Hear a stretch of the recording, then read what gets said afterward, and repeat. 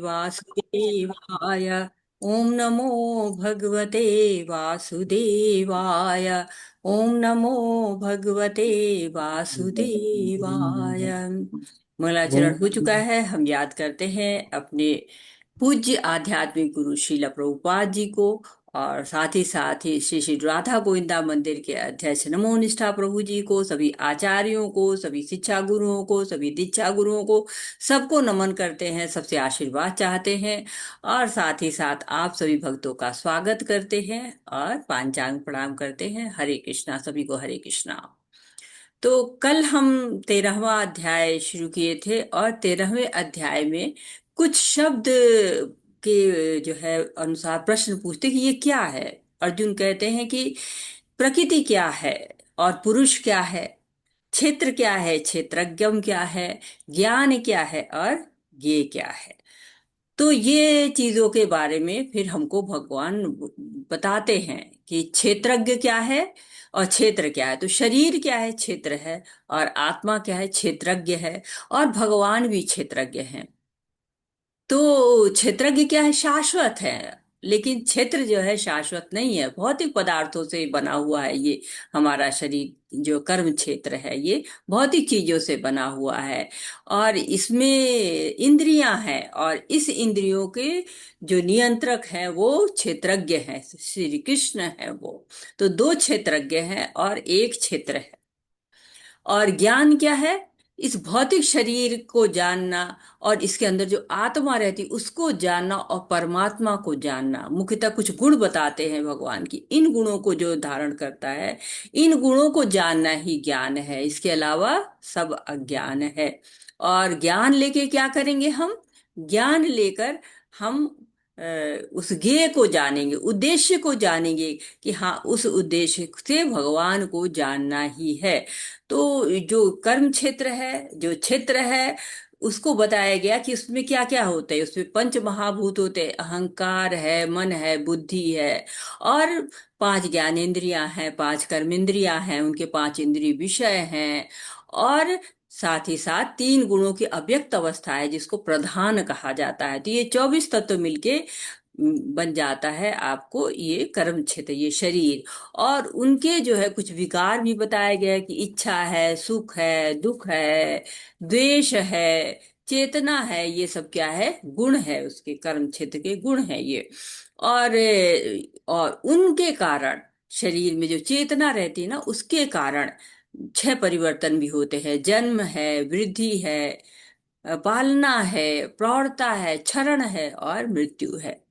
और ज्ञान की प्राप्ति की प्रक्रिया भी बताई कि ज्ञान कैसे प्राप्त करेंगे। तो जो हम अपने अंदर विनम्रता को धारण करेंगे, अहिंसा को धारण करेंगे, सरलता को धारण करेंगे, पवित्रता को धारण करेंगे, आत्मसंयम को धारण करेंगे, मिथ्या अहंकार हमारे अंदर नहीं होगा, इंद्रिय विषयों के प्रति लगाव नहीं होगा, समभाव रहेंगे, भक्तों की संगति करेंगे, आत्म साक्षात्कार करने का प्रयास करेंगे। और ये सब क्या बताया भगवान ने कि ज्ञान है। तो ज्ञान है, और ज्ञान का विषय क्या है, ज्ञान का विषय जब जान जाएंगे तो हम भगवान को प्राप्त कर पाएंगे। तो उसकी जो है वो परमात्मा को प्राप्त करने की बता रही, को परमात्मा है कैसा जिसको हम प्राप्त करने का प्रयास कर रहे हैं। तो उसके हाथ और पैर सब जगह सर्वव्यापी हैं। इंद्रियां जो है वो भौतिक इंद्रियां नहीं है, स्पेशल इंद्रियां हैं, और पालन करता है जीवों का, लेकिन अनासक्त रहता है। जो माता पिता है बच्चे का पालन करते हैं, बच्चे से आसक्त हो जाते हैं, लेकिन वो जो है, जो परमात्मा है, वो आसक्त नहीं होता है। बहुत दूर हैं, लेकिन हमारे हृदय में भी रहते हैं। बहुत दूर हैं, बिल्कुल गोलोक धाम उधर बहुत दूर, लेकिन हमारे हृदय में भी स्थित है। जितनी भी चीजें प्रकाश देती हैं, सूर्य है, चंद्रमा है, अग्नि है, बिजली है, सबके प्रकाश स्रोत कौन है, भगवान है। और सबके कहते हैं ज्ञान भी वही है, ज्ञेय भी वही है, यानी कि ज्ञान के लक्ष्य भी वही है। ज्ञान पाके हमें करना क्या है, उनको प्राप्त करना है।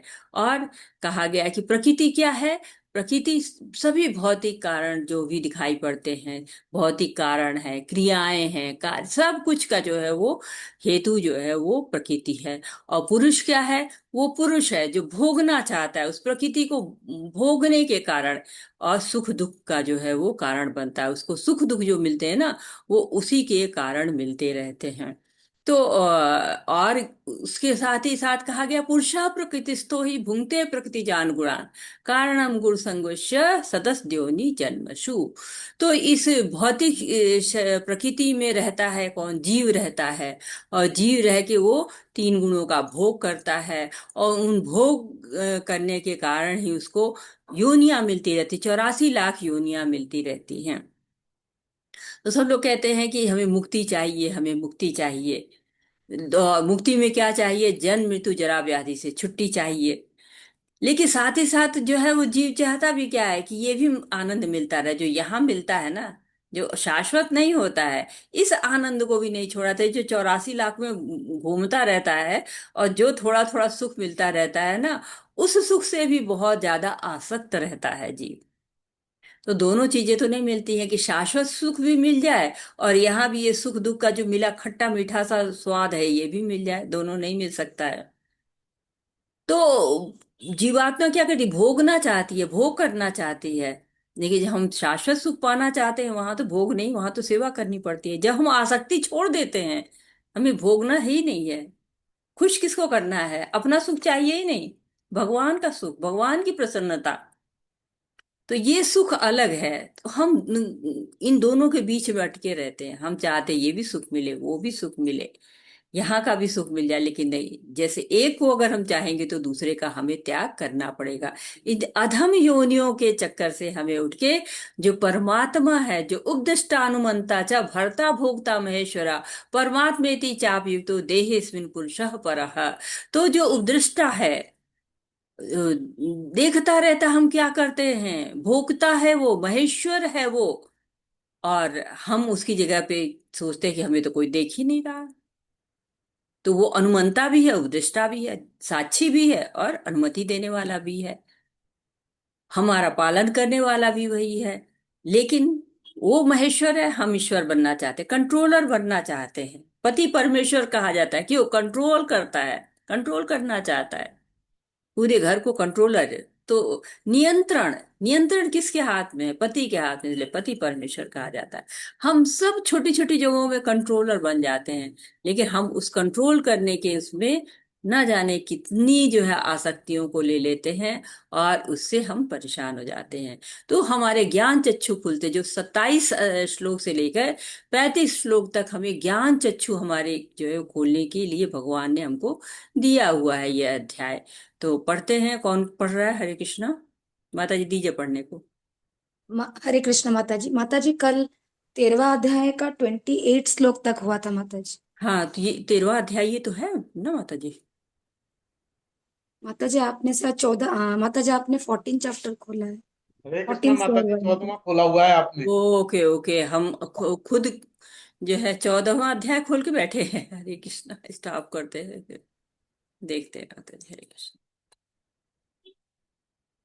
मैं शेयर करती हूँ।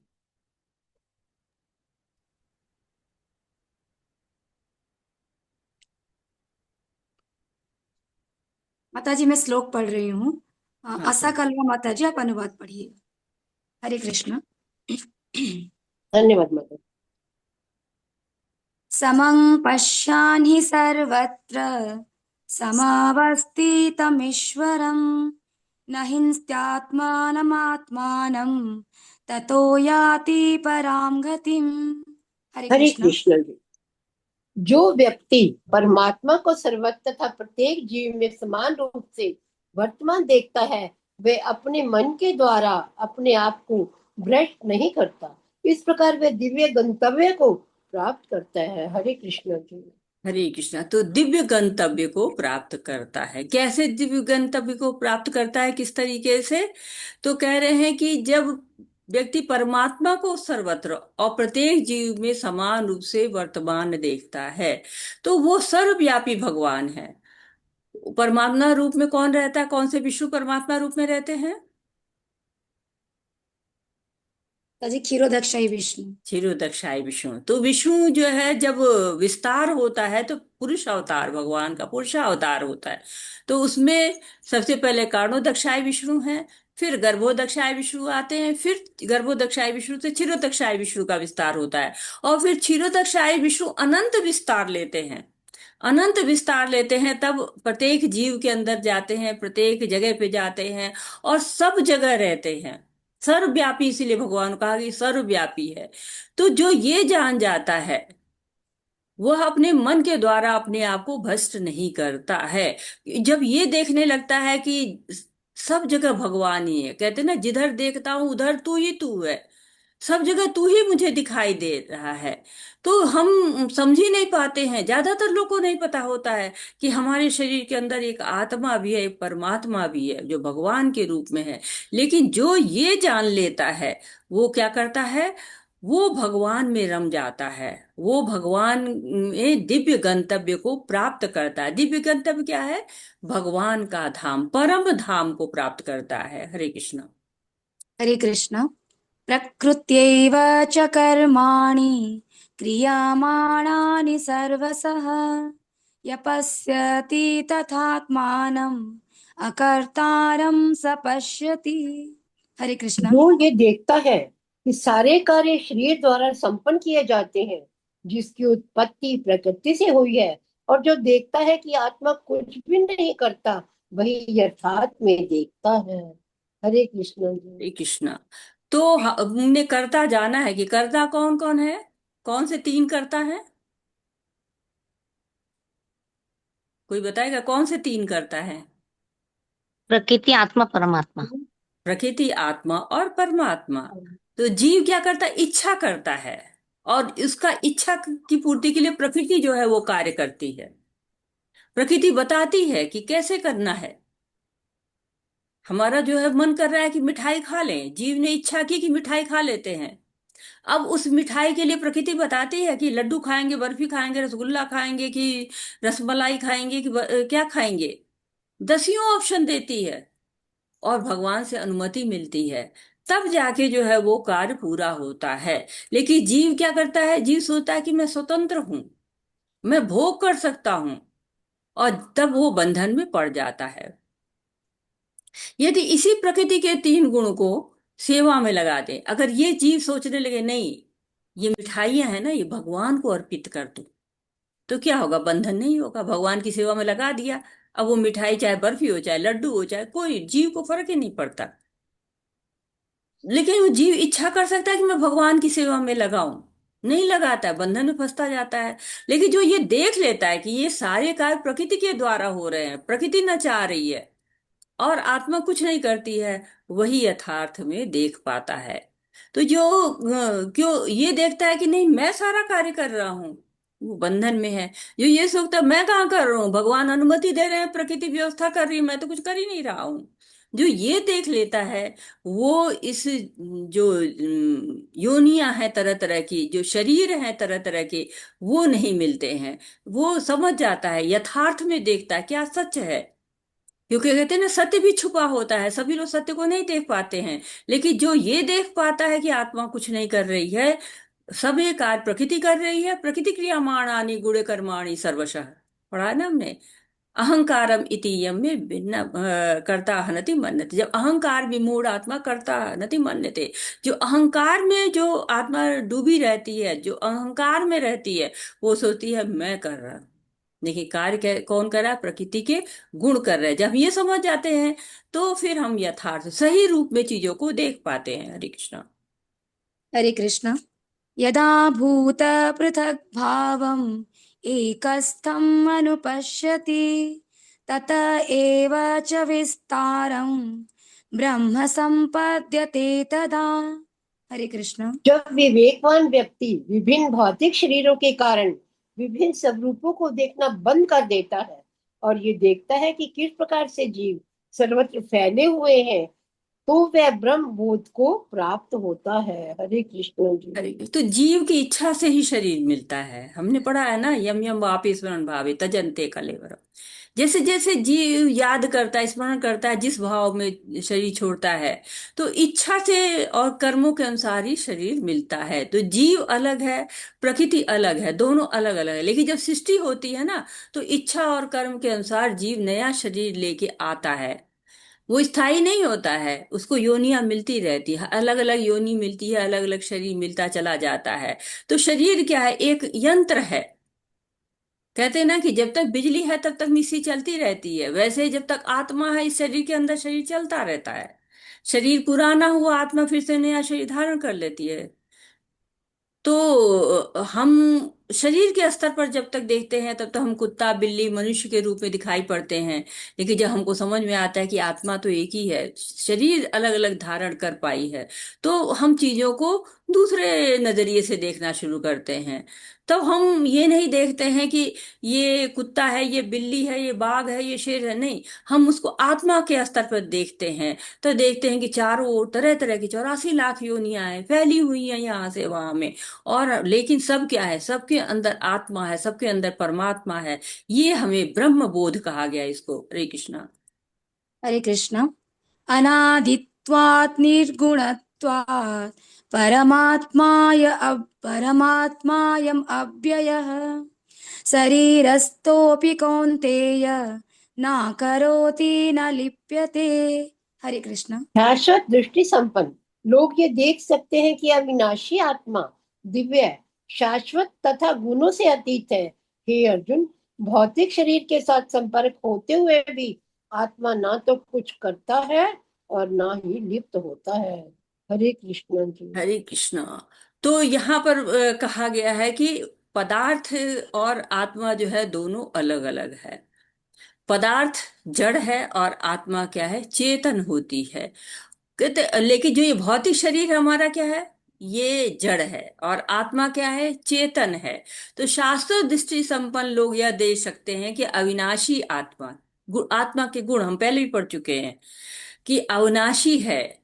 नैनम छिदन्ति शस्त्राणि नैनम दहति पावक। तो ये आत्मा अविनाशी है, समाप्ति नहीं, दिव्य है ये। भगवान की पराशक्ति है, अपरिमेय स्तनतन्वा प्रकृति विद्धि में पराम। तो ये पराशक्ति है, शाश्वत है, गुणों से अतीत है। यानी जो प्रकृति के गुण है ना, ये इसको नहीं छू पाते। किसको छूते हैं? इस भौतिक शरीर को। इसीलिए कहते हैं ना, गुणों में कोई आकर्षण, मतलब जड़ पदार्थ में कोई आकर्षण नहीं होता है। ये भौतिक शरीर, इसमें कोई आकर्षण नहीं। जब प्रकृति के गुण इसमें मिल जाते हैं ना, आकर्षण बढ़ता जाता है। शरीर से कितना आकर्षण होता है हमें, निहारते रहते लोग, घंटों शीशे निहारते रहते हैं। क्यों? सुंदरता आ जाती है, आकर्षण आ जाती है। लेकिन आत्मा न तो कुछ करता है न लिप्त होता। आत्मा ये सबसे अलग ही होता है। तो यहाँ पर आत्मा की दिव्यता को, शाश्वतता को सिद्ध किया गया है। हरे कृष्णा।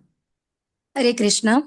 यथा सर्वगतं सौक्ष्म्यात् आकाशन्नोपलिप्यते सर्वत्रावस्थितो देहे तथात्मानोपलिप्यते। हरे कृष्ण। यद्यपि आकाश सर्वव्यापी है, किंतु अपनी सूक्ष्म प्रकृति के कारण किसी वस्तु से लिप्त नहीं होता।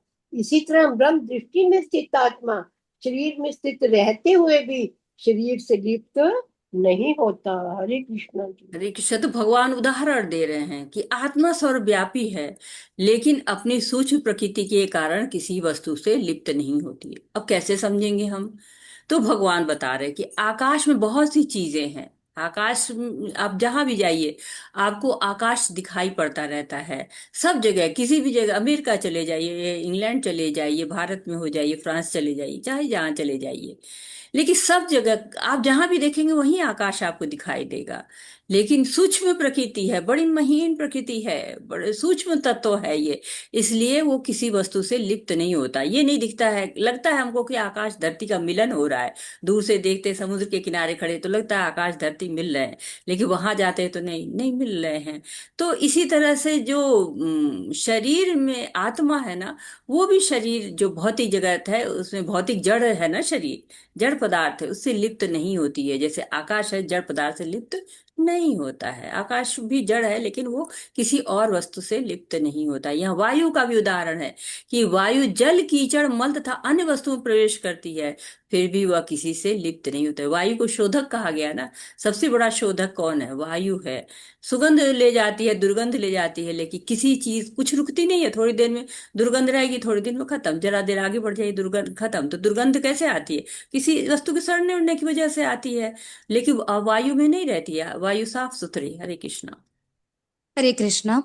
यथा प्रकाशयत्येकः कृत्स्नं लोकम् इमं रविः क्षेत्रं क्षेत्री तथा कृत्स्नं प्रकाशयति भारत। हरे कृष्ण। हे भरत पुत्र, जिस प्रकार सूर्य अकेले इस सारे ब्रह्मांड को प्रकाशित करता है, उसी प्रकार शरीर के अंदर स्थित एक आत्मा सारे शरीर को चेतना से प्रकाशित करता है। हरे कृष्ण जी। ये तो सूर्य का उदाहरण दिया गया है। कैसे प्रभुपाद जी भगवान एक एक उदाहरण दे दे के हमको समझाते हैं, क्यों? बड़ी गूढ़ बातें हैं ना, हमारी समझ में साधारण से नहीं आती है।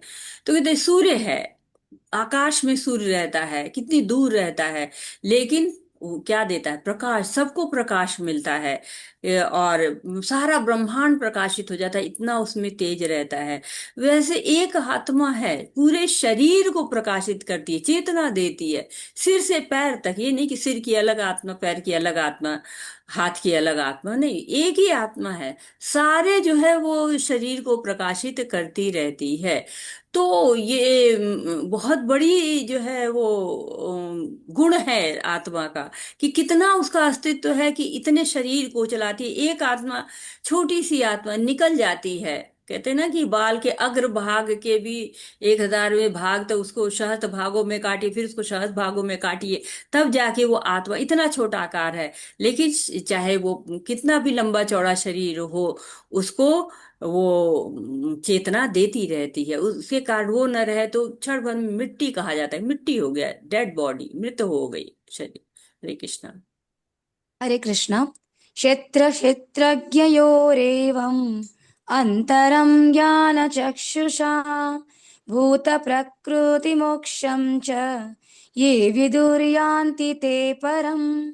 हरे कृष्ण। जो लोग ज्ञान के चक्षु से शरीर तथा शरीर के ज्ञाता के अंतर को देखते हैं और भवबंधन से मुक्ति की विधि को भी जानते हैं, उन्हें परम लक्ष्य प्राप्त होता है। हरे कृष्ण जी। हरे कृष्णा। तो ये फलश्रुति आ गई आपको, ज्ञान चक्षु चल रहा है, क्षेत्र क्षेत्रज्ञ के को रूप को बता के एक तरह से उपसंहार कर रहे हैं, इस अध्याय का उपसंहार कर रहे हैं कि जो लोग ज्ञान के चक्षुओं से शरीर और शरीर के ज्ञाता के अंतर को देखते हैं, तो शरीर अलग है, शरीर को जानने वाला ज्ञाता अलग है, और भवबंधन से मुक्त हो जाता है। उसको पता चल जाता है कि हम कैसे भवबंधन से मुक्त होंगे, परम लक्ष्य उसको प्राप्त करता है।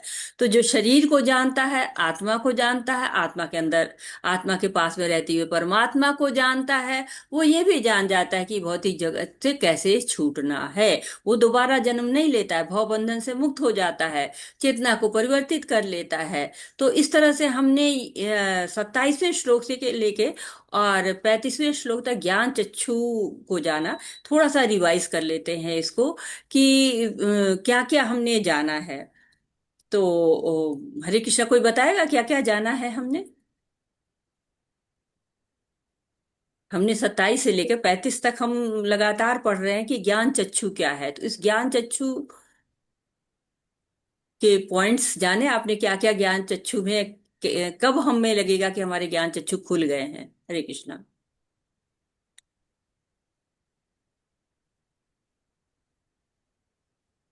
हरे कृष्ण माता जी, जब हमें आत्मा का ज्ञान हो जाएगा, परमात्मा का हो जाएगा, तो जी जी, आत्मा और ज्ञान परमात्मा चक्षु। जाता है। जी माता जी, हरे कृष्ण, बहुत सुंदर। माता जी, हमें शरीर, आत्मा और परमात्मा का अंतर समझना चाहिए। बिल्कुल बिल्कुल, हरे कृष्ण, बिल्कुल सही। माता जी, जब हमको पता चल जाएगा कि न तो आत्मा न कभी परमात्मा कभी भी विनष्ट नहीं होते हैं, शरीर नश्वर है लेकिन ये दोनों कभी भी विनष्ट नहीं होते हैं। जी जी माता जी, बहुत सुंदर माता जी, बहुत सुंदर। हरे कृष्ण माता जी। जी जी। माता जी यहाँ पे जैसे कि अर्जुन ने प्रश्न किए थे, 6 प्रश्न किए थे। ज्ञान ज्ञेय, क्षेत्र क्षेत्रज्ञ, प्रकृति पुरुष। तो आत्मा जो है वो कि उसका कभी भी विनष्ट नहीं होती, लेकिन शरीर जो है उसका विनष्ट होता है। लेकिन जब हम जानते हैं कि हम शरीर हैं, तभी हमारी वहां पे ही हमारा पतन हो जाता है। लेकिन जब हम जानते हैं कि हम शरीर नहीं आत्मा है, तभी हमको ज्ञान होता है और हम परमात्मा तक पहुंचने के लिए, भगवान के लिए पहुंचने के लिए चेष्टा करते हैं। तो यहाँ पे प्रकृति और पुरुष के लिए जो अर्जुन ने प्रश्न पूछे थे, वो यहाँ इस श्लोक से हमें जानने को मिलता है। हरे कृष्ण माता जी। बहुत सुंदर। तो हरि बोल, हरि बोल। तो बहुत अच्छे अच्छे आंसर आ गए। मैं जो है शॉर्ट में आपको रिवाइज कर देती हूँ कि ज्ञान के द्वारा हम पदार्थ में और आत्मा में अंतर कर सकते हैं, पहले तो ये है। फिर हम ये जान सकते हैं कि सभी के शरीर में व्यष्टि आत्मा है और समष्टि परमात्मा है। फिर तीसरी चीज है कि परमात्मा हर जगह है, सर्वव्यापी है।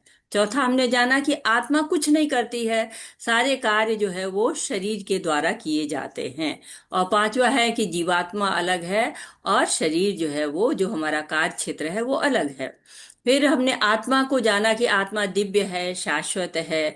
और फिर हमने जाना कि जो लोग ब्रह्म दृष्टि जिनके पास होता है, ब्रह्म बोध जिनके पास होता है, वो जानते हैं कि आत्मा शरीर में रहती है लेकिन आत्मा लिप्त नहीं होती है।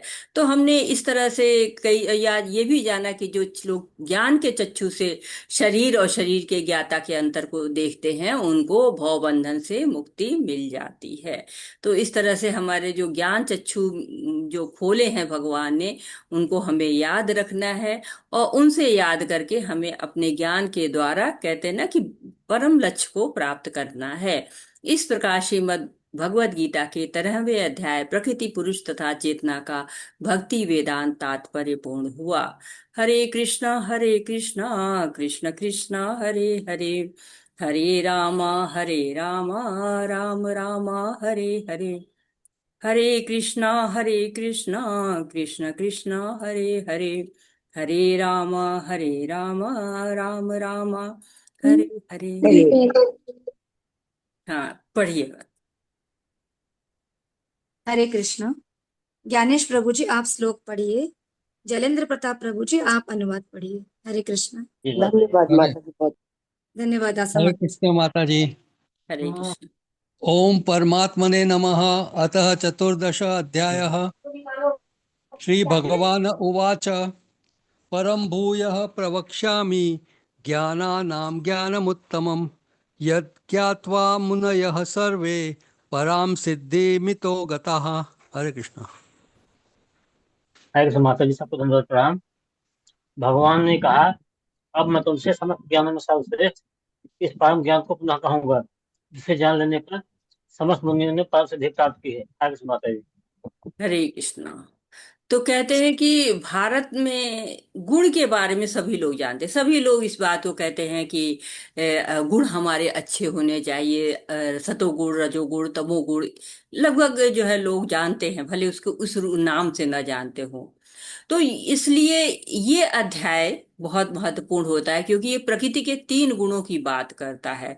जब हम इस अध्याय को पढ़ते हैं ना, तो हम सही ढंग से भक्ति कर सकते हैं। क्योंकि 13वें अध्याय में हमको बता दिया गया था, पुरुषा प्रकृतिस्थो ही भुंक्ते प्रकृति जान गुणान कारणम गुण संगस्य सदस द्योनि जन्म। तो भगवान के बारे में जो ज्ञान हमारे अंदर होता है वो समाप्त नहीं होता, उस पर आवरण चढ़ जाता है। जैसे कि हम एक मूवी देखते हैं तो कितना रम जाते हैं। वो हीरो रोता है तो रोते हैं, हीरो गाता है तो गाते हैं। तो अब हम ये जो मूवी देखते हैं, ये एक तरह से इसमें एक डायमेंशन, 1 डायमेंशन, 2 डायमेंशन मूवी होती है, इससे ज्यादा डायमेंशन नहीं होता है। 3D की बात होती है, 3D के लिए एक विशेष चश्मा आता है। लेकिन जो ये प्रकृति है, इसमें तो न जाने कितने डायमेंशन है, 8 9 10 11 12 न जाने। अब ये इतने डायमेंशन की मूवी है तो जीव चक्कर खाता रहता है। क्यों? क्योंकि आत्मा तो शुद्ध है, लेकिन ये डायमेंशन में ऐसे बंध जाती है, मुक्त होते हुए भी वो बंधन में बंध जाती, क्योंकि गुण इसमें होते हैं। जैसे एक कपड़ा होता है, गुण को आप संस्कृत में अगर उसका मीनिंग देखेंगे तो एक उसका मीनिंग धागा भी होता है। तो जब कपड़ा होता है तो उसमें कई सारे धागों का मेल होता है, ढेर सारे धागे उसमें लगे रहते हैं। लेकिन ये संसार तो हमें तीन गुण से बंधा है, रस्सी से बना हुआ है। तीन गुणों में इतना जो है नचाता है हमको। इतनी विविधता तीन गुणों के कारण आ जाती है। सतोगुण रजोगुण तमोगुण की रस्सी कितनी मजबूत होती है। जैसे चोटी होती है, तीन पार्ट करके उसको बांधते हैं तो कितनी मजबूत हो जाती है। वैसे ही रस्सियां भी घर में बटी जाती हैं जूट वगैरह से, तो तीन तरफ करके जब उसको बटी जाती चोटी जैसे, बड़ी मजबूत होती है। वैसे ये संसार तीन गुणों की जो रस्सी से बना हुआ है, बड़ा मजबूत है, इसमें फंसता जाता है। आप उदाहरण के रूप में देखिए तो रावण तीन भाई थे। एक था कुंभकर्ण, सोता ही रहता था, तमोगुण में था। रावण क्या थे? अहंकारी थे। वो रजोगुण में थे, सारे देवताओं को बंदी बना लेते थे। वो जो है वो अपने आप को सर्वशक्तिमान समझते थे। रजोगुण में रहते हैं ना, जो रजोगुण में रहते, बड़ा अहंकार होता है। बड़े परिश्रमी होते हैं लेकिन बहुत अहंकार भी होता है। और विभीषण सतोगुण में थे, जैसे भगवान को देखते हैं शरण में आ जाते हैं। तो ये जो गुण होते हैं, ये हमको प्रभावित करते हैं, हमको बांध लेते हैं कि हम उनके में नाचते रहते हैं। कि कहते हैं ना, गुण हमें नचाते रहते हैं, अपनी धुनों पे हमको नचाते रहते हैं। तो इस अध्याय का नाम तीन गुण त्रय विभाग योग कहा जाता है। इसको प्रकृति के जो तीन गुण के नाम दिया ही गया है, क्योंकि हम इस अध्याय को पढ़ के जो इतनी मजबूत रस्सी वाला जो है वो ये जो प्रकृति है, इससे कैसे बाहर निकलेंगे, ये अध्याय हमको उसके बारे में बताता है। जबकि पहले हमको 13वें अध्याय में भगवान बता चुके हैं, मयि चानेन योगेन भक्ति अव्याभिचारिणी। जब निरंतर ध्यान करेंगे, भगवान का अनन्य भक्ति करेंगे, तो हम भगवान के पास जाएंगे। लेकिन जो इन गुणों से जब तक नहीं ऊपर जाएंगे, तब तक हम अनन्य भक्ति कर ही नहीं पाएंगे। माया का अध्याय इसको कहा जाता है। तो भक्ति की यात्रा में जो बाधाएं आती है ना, वो जब हम इनको जान जाते हैं तो हम तैयारी कर लेते हैं। क्योंकि जो कोई भी यात्रा करते हैं, बड़ी तैयारी करते हैं ना, बैग वगैरह बांध देते हैं सबकी, कहीं चोर ना चुरा ले, ताले वगैरह ठीक ठाक कर लेते हैं। वैसे प्रकृति के गुण भी ना हमको बंधक बना लेते हैं, आगे बढ़ने से रोक देते हैं, व्यवधान डालते हैं। इसलिए हमें इसके बारे में जानना बहुत ही आवश्यक होता है कि हम इसको जानें। तो यहाँ पर भगवान ने कहा, अब मैं तुमसे समस्त ज्ञानों में सर्वश्रेष्ठ इस परम ज्ञान को पुनः कहूंगा, जिसे जान लेने पर समस्त मुनियों ने परम सिद्धि प्राप्त की है। तो अब भगवान ये कह रहे हैं कि मैं ये ज्ञान को पुनः कहूंगा। इसका मतलब कि भगवान पहले भी कह चुके हैं, और इसको जानकर मुनियों ने परम सिद्धि प्राप्त कर ली है। तो आपको कोई ऐसा श्लोक याद आ रहा है? भगवान ने कई बार इन चीजों को डायरेक्ट इनडायरेक्ट कहा है। कोई श्लोक ऐसा याद आ रहा है जिसमें भगवान ने ये बातें कही हो? हरे कृष्णा। किसी को कोई श्लोक आ रहा है? चलिए, मेरे को एक श्लोक याद आ रहा है, तो मैं उसको आपको कहती हूँ कि वीतरागा मया क्रोधा मन्मया मामुपाश्रिता बहवो ज्ञान तपसा पूता मद भाव भाविता। तो कह रहे हैं कि जिसको आसक्ति खत्म हो जाती है, जिसके अंदर क्रोध खत्म हो जाता है, तो वो क्या करता है? भगवान के ज्ञान में रहता है, पवित्र हो चुका रहता है, भगवान के ज्ञान में रहता है, और भगवान के जो गंतव्य है उसको प्राप्त करता है। तो यही बात यहाँ पर कही जा रही है कि इस ज्ञान को भगवान पहले बता चुके हैं, लेकिन फिर से बता रहे हैं, क्योंकि ये सिद्धि देने वाला ज्ञान है। तो न अर्जुन थक रहे हैं सुनने से, और न भगवान बताने से जो है वो थक रहे हैं। भगवान जो है पुनः पुनः बता रहे, बार बार बता रहे हैं। कि भूल, जैसे बार बार क्यों बताते हैं?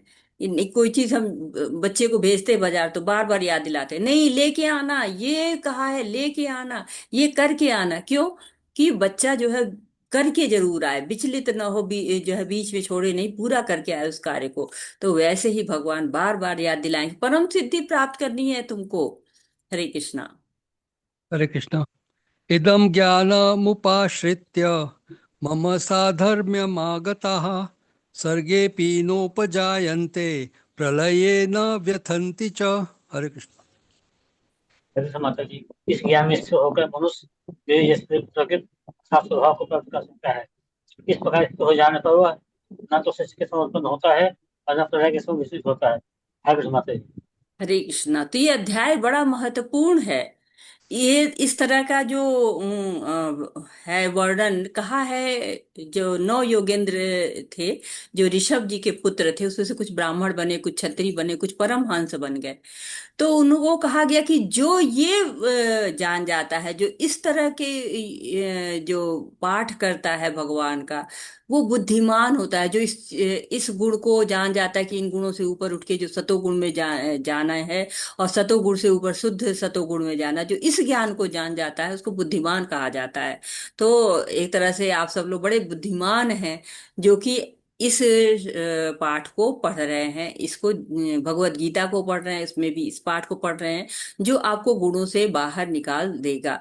तो कह रहे इस ज्ञान में स्थिर रह के, ज्ञान बड़ा महत्वपूर्ण है, इसमें स्थिर रह के मेरे जैसे दिव्य प्रकृति को प्राप्त करता है, भगवान के जैसे दिव्य प्रकृति को प्राप्त करे, श्रुति फल है, दिव्य स्वभाव प्राप्त करेगा। भौतिक कार्य करेंगे कोई फल नहीं मिलेगा, टीवी देखेंगे, सीरियल मैच देखेंगे, और जो है कोई फल नहीं मिलेगा। लेकिन भगवत गीता भागवतम पढ़ेंगे तो जन्म मृत्यु जरा व्याधि के चक्र से दूर हो जाएंगे। हरे कृष्णा। हरे कृष्ण। मम योनिर्महद् ब्रह्म तस्मिन् गर्भं दधाम्यहम् संभवः सर्वभूतानां ततो भवति भारत। हरे कृष्ण। हरे कृष्ण माता जी। हे भरत पुत्र, ब्रह्म नामक समग्र भौतिक वस्तु जन्म का स्रोत है, और मैं इसी ब्रह्म को अभ्यस्त करता हूँ। इससे समस्त जीवों का जन्म संभव होता है। हरे कृष्ण माता जी। हरे कृष्णा। तो ये भगवान जो है यहाँ पर बता रहे हैं कि भगवान का स्वभाव क्या है, सत्यचित आनंद का स्वभाव है। तो वो ब्रह्म नामक समग्र भौतिक वस्तु, तो जो पंच महाभूत होते हैं, उसमें सबसे पहले जो पृथ्वी आती है, पृथ्वी मिट्टी आप समझे, तो मिट्टी का आप जो है ढेला वगैरह बना सकते हैं, उसको छोटे छोटे भागों में कर सकते हैं। लेकिन उससे सूक्ष्म क्या होता है, पानी होता है। पानी को आप किसी कंटेनर में इकट्ठा कर सकते हैं, लेकिन उसको गोला नहीं बना सकते, उसको विभाजित नहीं कर सकते हैं। फिर पानी से जो है वो सूक्ष्म अग्नि हो जाती है। पानी को कंटेनर में इकट्ठा कर सकते हैं, अग्नि को उसमें भी इकट्ठा नहीं कर सकते हैं। उससे सूक्ष्म वायु होती है, क्योंकि अग्नि को तो फिर भी आप जो है वो कुछ आप उसको फिर भी कुछ कंट्रोल होता है, वायु पर वो भी आपका कंट्रोल खत्म हो जाता है। तो ऐसे फिर आकाश, वायु को तो फिर भी सिलेंडर उंडर में भर लेते हैं, लेकिन आकाश तो सर्वव्यापी है। और ये सब जो है 10 गुना बढ़ता जाता है। पृथ्वी से जो है वो पानी 10 गुना ज्यादा है, पानी से जो है वो अग्नि 10 गुना ज्यादा है, अग्नि से जो है वो आपको वायु 10 गुना ज्यादा है, वायु से आकाश 10 गुना ज्यादा है। तो ऐसे करते करते जो मिथ्या अहंकार होता है वो सबसे ज्यादा होता है। तो ये जो होता है, ये सारी चीजें जब मिल जाती है, अगर इन सारी चीजों को कहा जाए तो ये क्या कहते हैं, महतत्व कहलाती हैं। कहते हैं ये आध्यात्मिक आकाश में एक टुकड़ा होता है, महतत्व होता है, जिसके ऊपर प्रकाश डालते हैं, अपना दृष्टि डालते हैं भगवान, महाविष्णु की दृष्टि पड़ती है। और तब वो जो है वो कहते हैं कि व्यक्त हो जाता है, व्यक्त हो जाता है। तो उस तत्व को, उस महत तत्व को ब्रह्म कहा गया है। यहाँ पर भगवान ने दिया हुआ है कि उस महत तत्व को ब्रह्म करता है, उसको मैं गर्भस्थ करता हूँ। भगवान ही उसको गर्भस्थ करते, भगवान की दृष्टि पड़ती है तभी वो गर्भस्थ होता है। महत तत्व ही समग्र ब्रह्मांड का समूह पूर्ण कारण है, और भौतिक कारण की समग्र वस्तु, ये सारी चीजों का जो पंच महाभूत, मन बुद्धि अहंकार, ये सब मिला के जो समग्र वस्तु कही जाती है, जिसमें प्रकृति के 3 गुण रहते हैं, प्रकृति के गुणों की अव्यक्त अवस्था भी होती है, कभी कभी ब्रह्म कहलाती है, हमेशा ब्रह्म नहीं कहलाती है। क्योंकि आपने देखा होगा 8वें अध्याय में जो अर्जुन प्रश्न पूछते हैं ब्रह्म क्या है, तो वहां ब्रह्म को क्या कहा गया था, अविनाशी जीव। तो कभी कभी ब्रह्म कहा जाता है। ये कैसे पता चलेगा कहाँ पर कौन सा ब्रह्म है, तो वो बताएंगे आपको जो है वो गुरु। हरे कृष्णा। हरे कृष्ण। सर्वयोनिषु कौन्तेय मूर्तयः सम्भवन्ति यः तासां ब्रह्म महद्योनिः अहं बीजप्रदः पिता। हरे कृष्ण। ये समझ लो कि समस्त प्रकार की जो योनियां इस भौतिक प्रकृति में जन्म द्वारा संभव है, और हम का भी लगता है। तो भगवान पहले भी बता चुके हैं इस बारे में, और फिर बार बार बता रहे हैं कि सृष्टि कैसे आरंभ होती। तो ब्रह्म नामक वस्तु को मैं ही गर्भस्थ करता हूँ। जब भगवान गर्भस्थ कहते हैं, बीज प्रदाता पिता कौन है? भगवान ही है। बिना भगवान के जो है वो दृष्टि डाले हुए, जब वो दृष्टि डालते हैं ना, तब उसको जीव वगैरह सब महत्व में जाते हैं उनके द्वारा जो है वो, क्योंकि कहते हैं कि जब प्रलय होता है तो सब जीव भगवान महाविष्णु में समा जाते हैं। तो जब वो दृष्टि डालते हैं तब ये सिर्फ जीव वगैरह वहां जो है महत्व में पहुंच जाते हैं। तो बीज प्रदाता कौन है? पिता भगवान श्री कृष्ण है, महाविष्णु के द्वारा। हरे कृष्ण। हरे कृष्ण। तत्वं रजस्तम इति गुणाः प्रकृति संभवाः निबध्नन्ति महाबाहो देहे देहिनम् अव्ययम्। हरे कृष्ण। हरे कृष्णा। धन्यवाद जलेंद्र प्रभु जी। हरे कृष्णा। रसिका माता जी आप पढ़िए। हरे कृष्ण माता जी। भौतिक प्रकृति तीन गुणों से युक्त है। ये है सतो रजो तथा तमो गुण है। हे महाबाहो अर्जुन, जब शाश्वत जीव प्रकृति के संसर्ग में आता है तो वह इन गुणों से बंध जाता है। हरे कृष्ण माता जी। हरे कृष्णा। तो गुणों की बात हो रही है, ये जो अध्याय है इसका मुख्य विषय ही गुण है। तो आत्मा जो है वो आनंद प्राप्त करना चाहती है, इसलिए क्या करती है कि वो कहते हैं कि आनंदमयो अभ्यासा करती रहती है। आनंद, हमेशा आनंद चाहती है। और उसमें जो जीव होता है वो क्या करता है? प्रकृति के संसर्ग में आता है तो उससे आनंद लेने, जबकि वो शाश्वत आनंद नहीं है, लेकिन वो आनंद लेने के प्रयास में इन गुणों में बंध जाता है। बहुत से लोग कहते हैं कि कहाँ लिखा है कि ये तीन गुण होते हैं? तो कहते हैं कि ये तीन गुण यहाँ पे लिखा हुआ है कि ये तीन गुण होते हैं। जो प्रकृति होती है वो इन तीन गुणों से ही बंधी होती है। इसे बहुत देर से हम बातें कर रहे थे ना कि तीन गुण तीन गुण तीन गुण, तो यहाँ पर आ गया। तो जीव आत्मा का दोष क्या होता है कि वह जो है वो बंधती इच्छा करती है, और प्रकृति के गुणों का दोष होता है कि वो जीव को बांध लेती है। तो जीव के पास स्वतंत्रता है कि वो चाहे तो बंधे और चाहे तो न बंधे, चाहे तो भोग की इच्छा करे चाहे तो भगवान की इच्छा करे। और जैसी इच्छा करता है वो प्रकृति की भोग की, वैसे ही वो उसमें बनता चला जाता है। हरे कृष्णा। हरे कृष्ण। तत्र सत्वं निर्मलत्वात् प्रकाशकमनामयम् सुखसंगेन बध्नाति ज्ञानसंगेन चानघ। हरे कृष्ण। हरे कृष्ण। हे निष्पाप, सतोगुण अन्य गुणों की अपेक्षा अधिक शुद्ध होने के कारण प्रकाश प्रदान करने वाला और मनुष्य को सारे पाप कर्मों से मुक्त करने वाला है। जो लोग इस गुण में स्थित होते हैं वह सुख तथा ज्ञान के भाव से बंध जाते हैं। हरे कृष्ण। अब भगवान जो है वो धीरे धीरे गुणों के बारे में बता रहे हैं कि सतोगुण में रहेंगे तो क्या लाभ होगा। तो सतोगुण का अर्थ होता है कि अधिक ज्ञान है, अधिक सुख है। तो जो लोग सोचते हैं कि सतोगुण में जो रहते हैं वो तो बंधते ही नहीं है, लेकिन कहते हैं कि नशा तो जो नशा ही होता है, चाहे किसी भी गुण का नशा हो, नशा होता है। सतगुण में भी जो लोग रहते हैं वो बहुत चूंकि शुद्ध पवित्र रहते हैं तो उनको सुख बहुत अनुभव होता है। और चूंकि भगवान के बारे में जानते हैं तो ज्ञान भी बहुत अधिक रहता है। तो वो उसी का उनको नशा, उसी में बंध जाते हैं। वो जहां उनको ये नशा हुआ कि नहीं नहीं, हम तो बड़े सुखी हैं, हम तो बड़े ज्ञान में हैं, तो बंधन तो वहीं लग जाना है। हरे कृष्ण। हरे कृष्ण। रजो रागात्मकं विद्धि तृष्णा संग समुद्भवम् तन्निबध्नाति कौन्तेय कर्म संगेन देहिनम्। हरे कृष्ण। हरे कृष्ण। हे कुंती पुत्र, रजोगुण की उत्पत्ति असीम आकांक्षाओं तथा तृष्णाओं से होती है और इसी कारण से यह देहधारी जीव सकाम कर्मों से बंध जाता है। हरे कृष्ण। हरे कृष्णा। तो जो लोग रजोगुण में रहते हैं उनकी बहुत जो है कामनाएं बहुत होती हैं, ये भी चाहिए वो भी चाहिए, सब चीजें उनको चाहिए होती है। जब उनकी चाहना बढ़ती चली जाती है, जैसे कि एक कार हुई तो दूसरी कार चाहिए, वो कार भी आ गई तो लग्जरी कार चाहिए, फिर स्पोर्ट्स कार चाहिए, फिर हेलीकॉप्टर, चार्टर्ड प्लेन। इच्छाएं है ना, समाप्त होने का नाम नहीं लेती हैं। भौतिक भोग करना, आवश्यकता से अधिक। हम पास एक छोटी भी गाड़ी है तो हम अपने परिवार को लेके आराम से जा सकते हैं। हमारा मुख्य क्या है? हमें यात्रा करना, हमें जाना है मंदिर, तो हमें एक गाड़ी चाहिए। तो वहां तक ठीक है, लेकिन जब वो तुलनात्मक होता है, अरे वो जो है उनकी साड़ी मेरी साड़ी से सफेद कैसे वाला जो विज्ञापन चलता है, वो हम ही लोग के माइंडसेट के लिए तो चलता है। कि हम हमेशा इसी में रहते हैं कि नहीं हमारे ये चीज क्या है, हम उनका अच्छा है कि हमारा अच्छा है। इंद्रियां तुलना करती रहती हैं। और देखिए आज का समाज में क्या है, रजोगुण का ही बोलबाला है। लेकिन सतोगुण में जब कोई रहता है तो बताया गया कि सुख मिलता है, उसको ज्ञान मिलता है। लेकिन रजोगुण में जीव सकाम कर्म करता है, क्योंकि यश चाहिए, सम्मान चाहिए और भोग चाहिए। हरे कृष्णा। हरे कृष्ण। तमस्त्वज्ञानजं विद्धि मोहनं सर्वदेहिनां प्रमाद प्रमादालस्य निद्राभिः तन्निबध्नाति भारत। हरे कृष्ण। हे भारत पुत्र, तुम जान लो कि अज्ञान से उत्पन्न तमोगुण समस्त देहधारी जीवों का मोह है। इस गुण के प्रतिफल पागलपन, प्रमाद, आलस तथा नींद है, जो बद्ध जीव को बांधते हैं।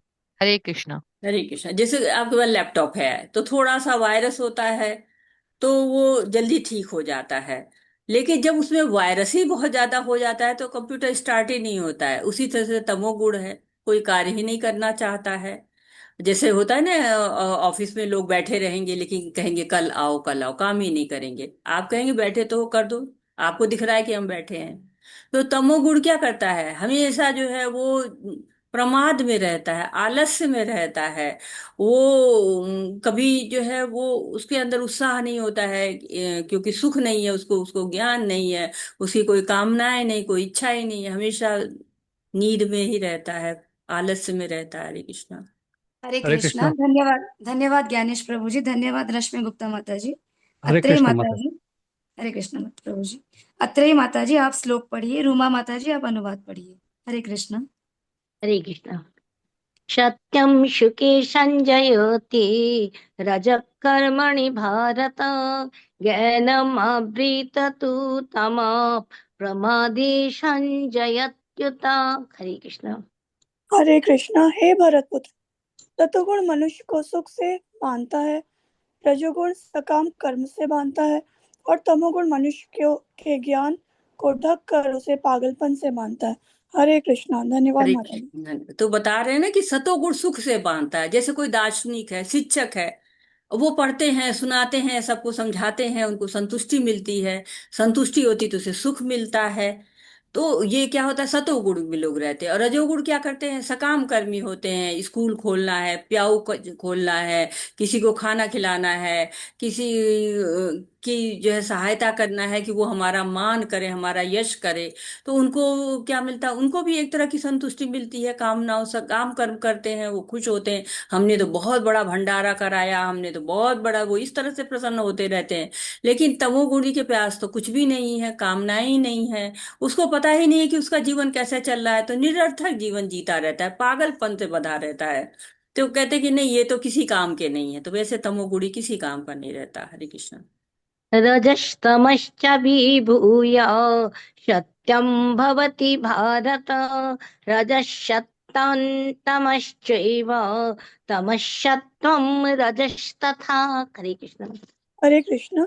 हे भरतपुत्र, कभी कभी सतोगुण रजोगुण तथा तमोगुण को परास्त करके प्रधान बन जाता है, तो कभी रजोगुण सतो तथा तमोगुण को परास्त कर देता है, और कभी ऐसा होता है कि तमोगुण सतो तथा रजोगुण को परास्त कर देता है। इस प्रकार श्रेष्ठता के लिए निरंतर स्पर्धा चलती रहती है। हरे कृष्ण। हरे कृष्णा। तो प्रतिस्पर्धा चलती रहती है, क्यों? क्योंकि हमारे अंदर तीनों गुण कार्य करते रहते हैं। कभी कभी हमारा मन करता है जल्दी से उठ जाते हैं, मंगल आरती करते हैं, जपा करते हैं, बड़ा अच्छे अच्छे कार्य करने का मन करता है। कभी कभी हम दूसरों से तुलना करने लगते हैं। और कभी कभी हम आलस में रहते हैं, नहीं नहीं, जैसे है क्लास में ही है, कभी कभी लोग कहेंगे नहीं नहीं आज नहीं जाते हैं। तो ये क्या होता है, आलस से हो जाता है। जब सतोगुण हावी हो जाता है, हम सुबह सुबह उठ के मंदिर की सफाई करना, माला बनाने शुरू कर देते हैं, भोग बनाना शुरू कर देते हैं। और कभी कभी सोते हैं संडे है आज तो सो लेते हैं। तो हमारे अंदर ये गुण क्या होते हैं, स्विच करते रहते हैं। कभी किसी गुणों की प्रमुखता होती है, कभी किसी गुणों की प्रमुखता होती है। और हमें चाहिए भी ना, तमोगुण चाहिए ही। थोड़ा रात में नींद तो हमें चाहिए ही चाहिए, नहीं नींद होगी तो कैसे। तो तमोगुण भी रहता है। लेकिन जो बहुत शुद्ध सत्व में हो जाते हैं वो हमेशा शुद्ध सत्व में रहते हैं। लेकिन हमारे अंदर अभी इन तीनों की प्रतिस्पर्धा चलती रहती है कि कब हम क्या करेंगे, हम कैसे मतलब ये कर ले कि वो कर ले, ये स्विच करता रहता है हमारे अंदर ये गुण। हरे कृष्ण। सर्वद्वारेषु देहेऽस्मिन् प्रकाशायुपजायते ज्ञानै यदा तदा विद्यात् विविध्यं सत्यमित्युत। हरे कृष्ण। हरे कृष्णा। सतोगुण की अभिव्यक्ति को तभी अनुभव किया जा सकता है जब शरीर के सारे द्वार ज्ञान के प्रकाश से प्रकाशित होते हैं। हरे कृष्णा। हरे कृष्णा। तो ज्ञान के कारण जो भ्रम होता है कि मैं ही सब कुछ हूँ, अहंकार आ जाता है, तभी जो है कि मैं ही सब सही कुछ जानता हूँ, तो हमें लोगों के प्रति जो करुणा आने की जगह हमारे भ्रम आना शुरू हो जाता है, तो बंधन आने लगते हैं। लेकिन हमने पढ़ चुके हैं कि शरीर में 9 द्वार होते हैं, तो 9 द्वार को प्रकाशित रखना है। होता है ना कि अगर कमरे में अंधेरा है और कहीं से भी कोई खिड़की दरवाजा नहीं चल खुला हुआ है, तो क्या होता है? अंधकार ही अंधकार होता रहता है। तो इसी तरह से अगर हमारी मन रूपी जो हमारी जो है इच्छाएं हैं, जो मन के जो है इंद्रियों के द्वारा आती हैं मन के अंदर, अगर उनकी लगाम बुद्धि के पास रहती है तो बुद्धि पर नियंत्रण जो है वो बुद्धि का नियंत्रण हो जाता है मन पर। लेकिन बुद्धि अगर भ्रमित रहती है तो मन इंद्रियों को नियंत्रित करने लगता है, और इंद्रियां ऐसे द्वार होती हैं जो हमारी चेतना को प्रभावित करती हैं। तो हमें अपनी इंद्रियों को कैसे रखना है? मन के अंडर में नहीं रखना है, बुद्धि के अंडर में रखना है। जब हम उसको इंद्रियों को मन के अंडर में कर देते हैं तो वो फिर हमारी चेतना को प्रभावित करने लगती हैं। तो जो प्रकाश हमारी इंद्रियों को कैसे मिलता है? जब शुद्धता होती है, इंद्रियां सब देख पाती हैं, सही सही हमारे सारे 9 द्वार प्रकाशित रहते हैं, सही कार्य करते रहते हैं, तो उनको क्या कहते हैं कि वो सतो गुण में है। जो 2 आंखें हैं, 2 नथुने हैं, 2 कान है, एक मुंह है, एक गुदा है, उपस्थ है, ये सारे द्वार यदि माया के आवरण में ढके रहते हैं तो क्या होता? अज्ञान में रहते, प्रकाश नहीं रहता, कुछ भी दिखाई नहीं देता, दरवाजा खिड़की नहीं है कमरे में। लेकिन यदि हमारा ज्ञान है, हमारे अंदर प्रकाश है, तो हम जान सकते हैं कि हाँ ये ज्ञान है। जैसे डॉक्टर जानता है ना क्या बीमारी है, इसको कैसे डील करना है, ऐसे ही जब व्यक्ति सतोगुण में होता है तो वो जान जाता है कि हमारी चेतना कहाँ जा रही है और हमें कौन सा रास्ता चुनना चाहिए, इस रास्ते के क्या परिणाम हो सकते हैं। लेकिन अगर हम भ्रम में रहते हैं तो हमारे निर्णय सही नहीं होते हैं, हम गलत कार्य भी कर सकते हैं, मूर्खतापूर्ण कार्य भी कर सकते हैं। तो ये गुणों को प्रकाशित, इन द्वारों को प्रकाशित रखना जो गुणों के प्रभाव में है बहुत ही आवश्यक होते हैं। और सतोगुणी व्यक्ति होता है तब वो अच्छी तरह से अनुभव कर सकता है। हरे कृष्णा। लोभ प्रवृत्तिरारम्भ कर्मणामशमस्पृहा रजस्येतानि जायन्ते प्रवृद्धे भरतर्षभ। हरे कृष्ण। हरे कृष्णा। हे भरतवंशियों में प्रमुख, जब रजोगुण में वृद्धि हो जाती है तो अत्यधिक आसक्ति, सकाम कर्म, गहन उद्यम तथा अनियंत्रित इच्छा एवं लालसा के लक्षण प्रकट होते हैं। हरे कृष्ण। हरे कृष्णा। तो सतोगुण व्यक्ति तो जानता है कि उसकी चेतना कहाँ जा रही है, उसके क्या परिणाम होंगे।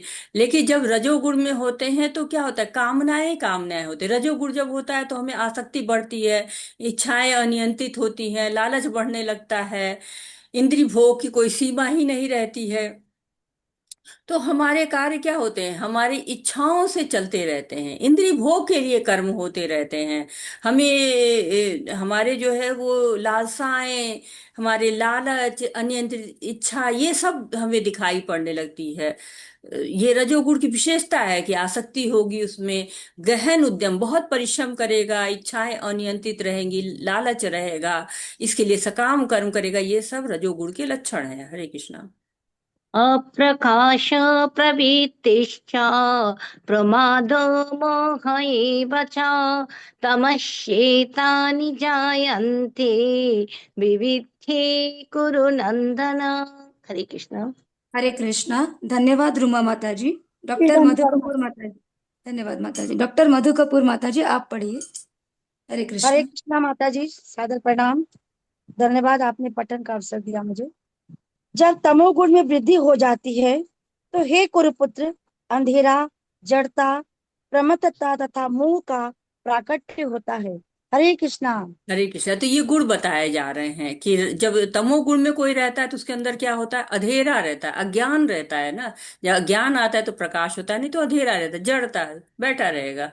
जड़ कहते हैं ना कि क्या जड़ पदार्थ हो, क्या तुम पेड़ हो जो हिल नहीं रहे हो, तो वो जड़ हो जाता है। आलस्य रहता है और मोह रहता है। मोह मतलब भ्रम रहता है, संचय में रहता है हमेशा। हरे कृष्ण। यदा सत्त्वे प्रवृद्धेतु प्रलयं याति देहभृत् तदुत्तमविदालं लोकान् अमूलान् प्रतिपद्यते। हरे कृष्ण। हरे कृष्णा। श्लोक 14। जब कोई सतोगुण में मरता है तो उसे महर्षियों के विशुद्ध उच्चतर लोगों की प्राप्ति होती है। हरे कृष्णा। हरे कृष्णा। तो ये यहाँ बताया जा रहा है कि गति क्या होती है। अगर सतोगुण में रहते तो क्या गति होती है, विशुद्ध उच्चतर लोकों की प्राप्ति होती है। जो हम बीच के लोक में रहते हैं ना, ऊपर के लोक, उच्च लोक जो हमसे ऊपर थे, भूवर स्वह, जनलोक, महतलोक, जो है सतलोक, ये ऊपर के लोकों में जाते रहते हैं। उससे भी जो और अच्छे कार्य करते हैं, जो शुद्ध सतोगुणी होते हैं, वो बैकुंठ में, गोलोक धाम में जाते हैं। तो उच्च लोक जितने अच्छे गुण में रहेंगे हम, ऊपर के लोकों में जाएंगे। हरे कृष्णा। रजसी प्रलयं गत्वा कर्मसङ्गीषु जायते तथा प्रलीनस्तमसि मुरयोनिषु जायते। हरे कृष्ण। हरे कृष्णा। श्लोक 15।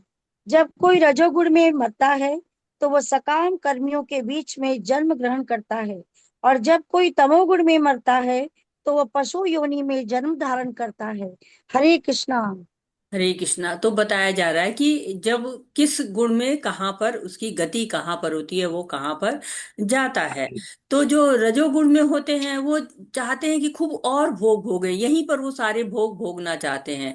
और जब वो भोग भोगना चाहते हैं तो फिर वो इसी जो है वो लोक में रहते हैं। वो पुनः उनको यहीं पर आ जाते हैं, यहाँ इसी लोक में आ जाते हैं।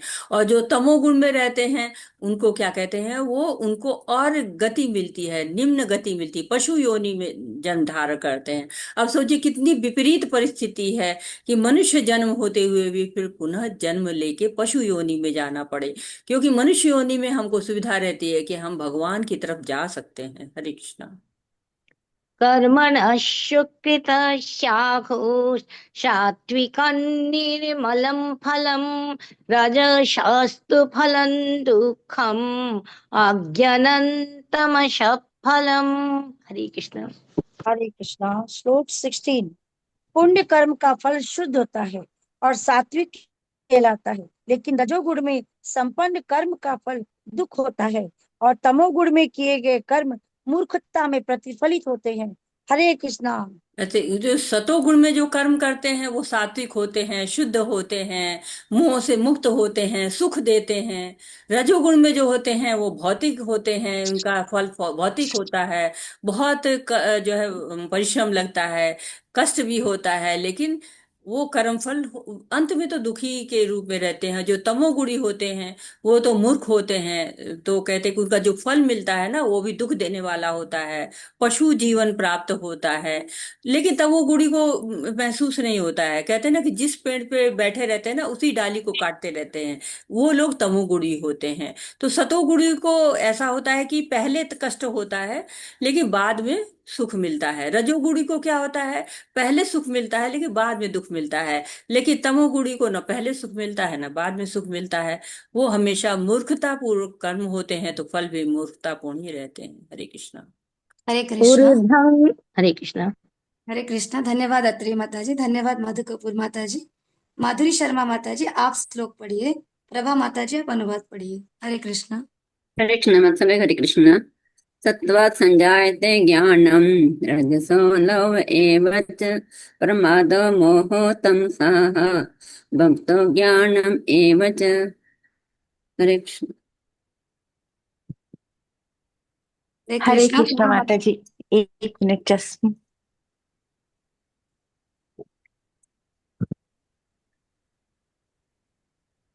सतोगुण से सतोगुण में वास्तविक ज्ञान उत्पन्न होता है, रजोगुण में लोभ उत्पन्न होता है, और तमोगुण में अज्ञान, प्रमाद और मोह उत्पन्न होते हैं। हरे कृष्णा। हरे कृष्णा। तो जब व्यक्ति सतोगुण में होता है तो उसको ज्ञान होता है, ज्ञान प्राप्त करता है, ज्ञान देता है, और ज्ञान के कारण जो कर्म करता है वो भी सात्विक कर्म होता है, तो फल भी अच्छा होता है, सात्विक होता है। जो रजोगुणी होता है उसको लालच होता है, उसको और कर्म फल चाहिए होता है, तो कभी कभी वो ठीक से खर्च भी नहीं कर पाता है, कभी अनुचित तरीके से संग्रह करते रहता है, या कम खर्च करता है, या ज्यादा खर्च करता है, या अशांत रहता है, दुख रहता है। क्यों? वो समझ ही नहीं पाता है, हमें हर चीज चाहिए, तृप्ति ही नहीं हो रही है तो और चाहिए और चाहिए करता रहता है, जरूरत से ज्यादा चाहिए। और जब ज्यादा के परिश्रम करेगा ज्यादा जरूरत के लिए, तो फिर उसको लगता है इतनी मेहनत का फायदा क्या, जब मैं यही कर रहा हूँ, मैं तो ऐशो आराम के लिए सारी व्यवस्था कर रहा हूँ। जैसे दुर्योधन था, सारी व्यवस्था ऐशो आराम के लिए कर रहा था, लेकिन पड़ना पड़ रहा था, तो वो परेशान भी हो रहा था। और तमोगुणी होता है, उसको तो अज्ञान है, आलस लगा रहता है, गलत साधनों का प्रयोग करने लगता है, जीवन अपना बर्बाद करता है और समय बर्बाद करता है, उसको कुछ समझ ही में नहीं आता है। जैसे कहते हैं ना कि सुअर नाली में लोट लगा के भी खुश रहते, वैसे ही तमोगुणी होते हैं। हरे कृष्णा। हरे कृष्णा।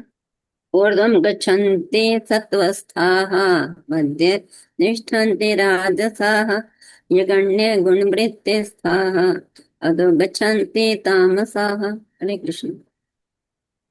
सतोगुणी व्यक्ति क्रमशः उच्च लोकों को ऊपर जाते हैं, रजोगुणी इसी पृथ्वी लोक में रह जाते हैं, और जो अत्यंत ग्रहित तमोगुण में स्थित हैं वे नीचे नरक लोकों को जाते हैं। हरे कृष्णा। हरे कृष्णा। तो है ना, ये पृथ्वी को दुखालय कहा गया है, लेकिन जो भक्ति करते हैं, सतोगुणी रहते हैं, वो लोग उच्च लोक में, आध्यात्मिक लोकों में पहुंच सकते हैं, उच्च लोकों में पहुंच सकते हैं। लेकिन जो राजसी लोग होते हैं, वो फिर इसी दुखालय में फिर आ जाते हैं, पृथ्वी लोक में ही आ जाते हैं, यहीं के सुख दुख भोगते रहते हैं। यहाँ पर भी थोड़ा सुख होता है ना, लोग उसको, सुख को भी चाहते हैं, भले बाद में दुख हो जाए। और जो तमोगुणी होते हैं वो नीचे नरक लोकों में जाते हैं, तो वो, उनको योनियां भी अच्छी नहीं मिलती हैं, लोक भी अच्छे नहीं मिलते हैं। हरे कृष्णा। हरे कृष्ण। नान्ये गुणेभ्यः कर्तारं यदा द्रष्टान् पश्यति गुणेभ्यश्च परं वेत्ति मद्भावं स गच्छति अधिगच्छति। हरे कृष्णा। जब कोई यह अच्छी तरह जान लेता है कि समस्त कार्यों में प्रकृति के तीनों गुणों के अतिरिक्त अन्य कोई कर्ता नहीं है, और जब वह परमेश्वर को जान लेता है जो इन तीनों गुणों से परे है, तो वह मेरे दिव्य स्वभाव को प्राप्त होता है। हरे कृष्णा। हरे कृष्णा। तो जो जान जाता है कि प्रकृति सारे कार्य कर रही है, प्रकृति क्रियामाणानि गुणे कर्माणि सर्वस्व अहंकार विमूढ़ात्मा करता हनति मन्यते। तो जो भगवान को जान जाता है, उनके गुणों के बारे में जान जाता है, वो जान जाता है कि माया बहुत बड़ी प्रबल होती है। देवी हेषा गुणमयी मम माया दुरातेया मामेव ये प्रपद्यन्ते माया मेत्ता तरन्ति ते। कि भगवान की ही माया है, भगवान के ही नियंत्रण में रहती है, भगवान की शरण में जाओ तभी पार लगेगा। तो लोग भक्तों का संग करने लगते हैं, भगवान की जो है वो सेवा करने लगते हैं। तो क्यों? उनको पता चल जाता है कि जो गुण जो है आग में है वही गुण चिंगारी में भी है, तो जो गुण भगवान में है वही भगवान के भक्त भी जो है उनसे, उनमें भी होता है।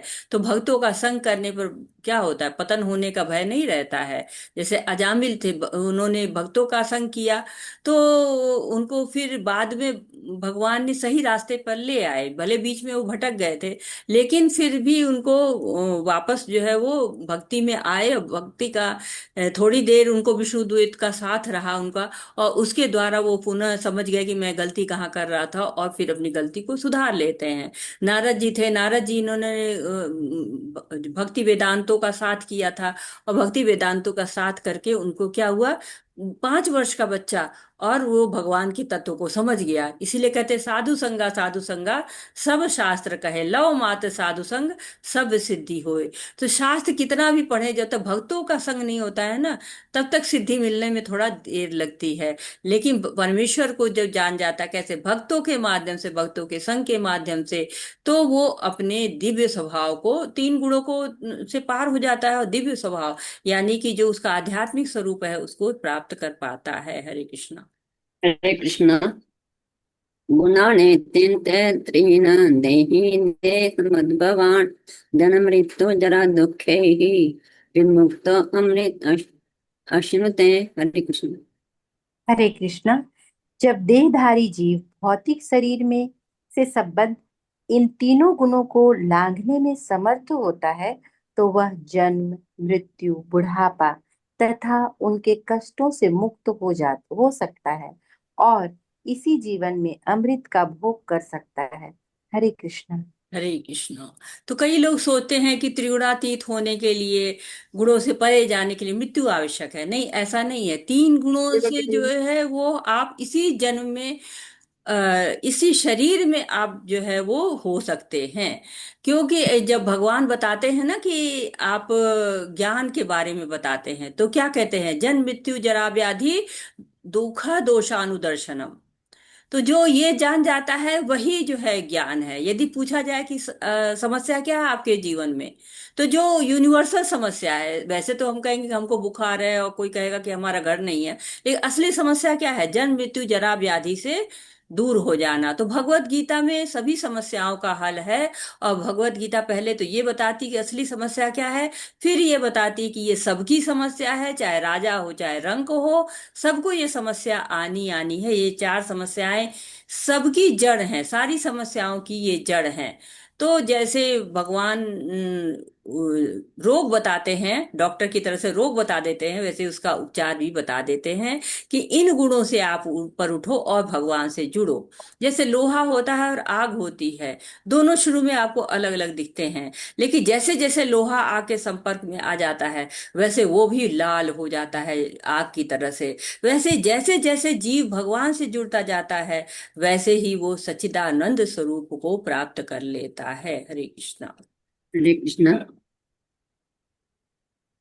कैलिङ्गे स्त्रीन् गुणान् एतान् अतीतो भवति प्रभो किम् आचार कथं चैतान् स्त्रीन् गुणान् अनिवर्तते। हरे कृष्णा। अर्जुन ने पूछा, हे भगवान, जो इन तीनों गुणों से परे हैं वह किन लक्षणों के द्वारा जाना जाता है, उसका आचरण कैसा होता है और वह प्रकृति के गुणों को किस प्रकार लांघता है। हरे कृष्णा। हरे कृष्णा। आज मैंने रिकॉर्डिंग लगाई कि नहीं? माता जी है, रिकॉर्डिंग हो रही है। हो रही है, हरे ठीक है। कृष्ण। अच्छा, मेरे को एकदम से याद आया कि मैंने आज किया है कि नहीं। तो क्या कहते हैं कि हमारे जीवन में क्या है, बहुत सारे द्वंद्व है, जय है पराजय है, और सुख है दुख है, बहुत सारे द्वंद्व हैं। और उन द्वंद्वों से हमें ऊपर उठना है तो क्या करना है? हमें इन तीन गुणों से ऊपर उठना है। और इनको कैसे, लक्षणों को जाना जाता है, जो लोग उठ जाते हैं तीन गुणों से ऊपर, आचरण कैसा होता है, प्रकृति के गुण को किस प्रकार लांघते हैं। अब ये प्रश्न अर्जुन पूछ रहे हैं ताकि हम जान सके कौन है जो इनसे ऊपर हो चुका है। हरे कृष्णा। हरे हरे कृष्ण। हरे कृष्ण। हरे कृष्णा। हरे कृष्ण। धन्यवाद माधुरी शर्मा माता जी। धन्यवाद प्रभा माता जी। मैं श्लोक पढ़ रही हूँ। अनीता श्रीवास्तव माता जी, आप अनुवाद पढ़िए। हरे कृष्णा। हरे कृष्णा। धन्यवाद माता जी। धन्यवाद माता जी। श्री भगवानुवाच प्रकाशं च प्रवृत्तिं च मोहमेव च पाण्डव न द्वेष्टि सम्प्रवृत्तानि न निवृत्तानि काङ्क्षति उदासीनवदासीनो गुणैर्यो न विचाल्यते गुणा वर्तन्त इत्येवं योऽवतिष्ठति निङ्गते समादुःख सुखस्वस्थः समादुःखसुखस्वस्थः समालोष्टास्मकाञ्चनः तुल्यप्रिया प्रियो धीरस्तुल्यनिन्दात्मसंस्तुतिः मानापमानयोस्तुल्यस्तुल्यो मित्रारिपक्षयोः सर्वारंभ परित्यागी गुणातीतः स उच्यते। हरे कृष्ण। अनीता श्रीवास्तव माता जी, आप म्यूट हैं। श्री प्रभुपाद की जय हो। हरे कृष्ण। भगवान ने कहा, हे पांडुपुत्र, जो प्रकाश, आसक्ति तथा मोह के उपस्थित होने पर न तो उससे घृणा करता है न लुप्त हो जाने पर उसकी इच्छा करता है, जो भौतिक गुणों की इन समस्त प्रतिक्रियाओं से निश्चल तथा अविचलित रहता है, यह जानकर कि केवल गुण ही क्रियाशील है, उदासीन तथा दिव्य बनाता है, वह अपने आप में स्थित है और सुख तथा दुख को एक समान मानता है, जो मिट्टी के ढेले, पत्थर और स्वर्ण के टुकड़े को समान दृष्टि से देखता है, जो अनुकूल तथा प्रतिकूल के प्रति समान बनाता है, जो धीर है और प्रशंसा तथा बुराई, मान तथा अपमान में समान भाव रखता है, जो शत्रु तथा मित्र के साथ समान व्यवहार करता है, और जिसने सारे भौतिक कार्यों का परित्याग कर दिया है, ऐसे व्यक्ति को प्रकृति के गुणों से अतीत कहते हैं। हरे कृष्णा माता जी। हरे कृष्णा। तो 3 प्रश्न पूछे थे अर्जुन ने, और अब उनके उत्तर देने शुरू कर दिए हैं भगवान ने। कह रहे न किसी से ईर्ष्या रखता है, न किसी में आसक्त होता है, न भौतिकता में रहता है। तो कब आसक्ति होती है? जब ईर्ष्या होती है, मोह होता है, अविचलन उसी से जो है वो होता है जब उससे दूर रहता है। विचलित जब रहेगा, जब उसी परिस्थिति में रहेगा। जो भक्ति करेगा वो तो विचलित नहीं होता ना, वो 3 गुणों से ऊपर होता है। सुख दुख में समान भाव रहेगा। सुख मिले तो भी भगवान की कृपा, दुख मिले तो भी भगवान की कृपा। और कहते हैं ना, भक्त को जब कोई कष्ट आता है तो कहते हैं कि मैं तो ज्यादा पाने के योग्य था, लेकिन आपकी कृपा से वो कम हो गया है। इसी तरह उसका भाव होता है कि मिट्टी का ढेला हो, पत्थर हो, सब उसके लिए बराबर है। तो ऐसा नहीं है कि उसके अंदर समझ नहीं है, उसको समझ नहीं आता है कि मिट्टी क्या होती है, ढेला क्या होता है, सोना क्या होता है। वो सब जानता है, लेकिन वो जानता है कि हम इसके लालच नहीं करनी है, इसमें आसक्ति नहीं रखनी है। सोना कहाँ रखना है, सही जगह रखेगा। मिट्टी कहाँ रखनी, सही जगह रखेगा।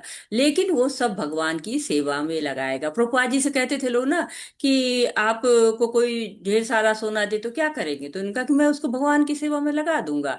और देखिए प्रभुपाद जी को जितने भी पैसे रुपए धन मिला, सब उन्होंने ढेर सारे इस्कॉन के मंदिर बनवाए, भगवत गीता भागवतम का अनुवाद किया, लोगों को जोड़ा इस तरह से। क्यों? क्योंकि जो भक्त होता है वो जानता है कि ईशावास्यम इदम सर्वम यत किंचम जगताम जगत तेन तक तेन भुंजिता माँ गृध कश्य धनम।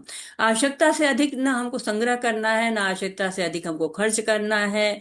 और भौतिक जीवन में देखिए ना, कभी परिस्थितियां भक्ति के अनुकूल रहती हैं, कभी प्रतिकूल रहती हैं। कभी कोई प्रशंसा कर देगा, कभी कोई अपमान कर देगा। तो हर परिस्थिति में मान है, अपमान है, कभी विचलन नहीं आता है। न कोई इसका मित्र होता है, न शत्रु होता है।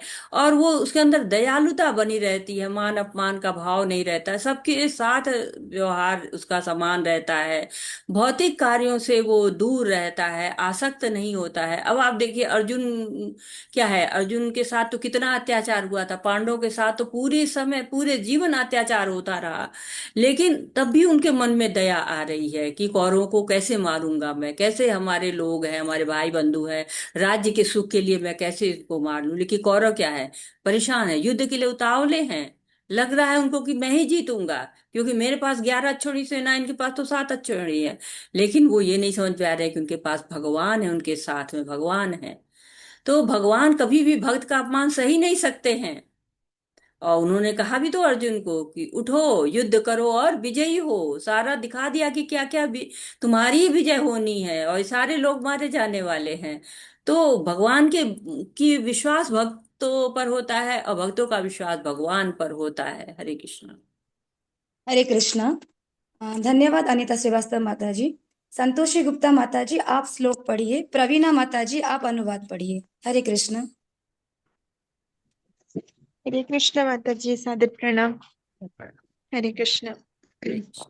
माँ च योभिचारेण भक्ति योगिन सेवते सगुणान शमतिते तान ब्रह्मभुआय कल्पते। हरे कृष्ण माता जी। हरे कृष्ण माता जी। अनुवाद श्रील प्रभुपाद जी के द्वारा। श्रील प्रभुपाद जी की जय। जो समस्त परिस्थितियों में अविचलित भाव से पूर्ण भक्ति में प्रवृत्त होता है, वह तुरंत ही प्रकृति के गुणों को लांघ जाता है और इस प्रकार ब्रह्म के स्तर तक पहुंच जाता है। धन्यवाद। हरे कृष्णा। तो ये सुंदर बहुत श्लोक है, मेरे को बहुत पसंद है, महत्वपूर्ण है वैसे भी, और मुझे विशेषकर बहुत अच्छा लगता है। क्यों? अव्याभिचारणी भक्ति, वो भक्ति विचलन ही नहीं है। कोई व्याभिचार क्या कहते हैं? जब कोई पत्नी पति के रहते हुए किसी दूसरे का संग करे, या पति जो है पत्नी के रहते हुए दूसरे का संग, वो व्याभिचारणी भक्ति हो जाती है। लेकिन क्या क्या है? भक्त केवल भगवान का, तुम हमारे हो मीराबाई, मेरे तो गिरधर गोपाल दूसरा न कोई। अव्याभिचारणी भक्ति इसी को कहते हैं। तो और साथ ही साथ क्या है कि जो प्रकृति के गुणों को लांघ जाता है, सगुणान समतीत्यान ब्रह्म भूयाय कल्पते। जब जो प्रकृति के गुणों को लाग जाता है वो भक्ति करता है, अव्याभिचारिणी भक्ति ब्रह्म के स्तर तक पहुंच जाता है, ब्रह्म भूयाय कल्पते।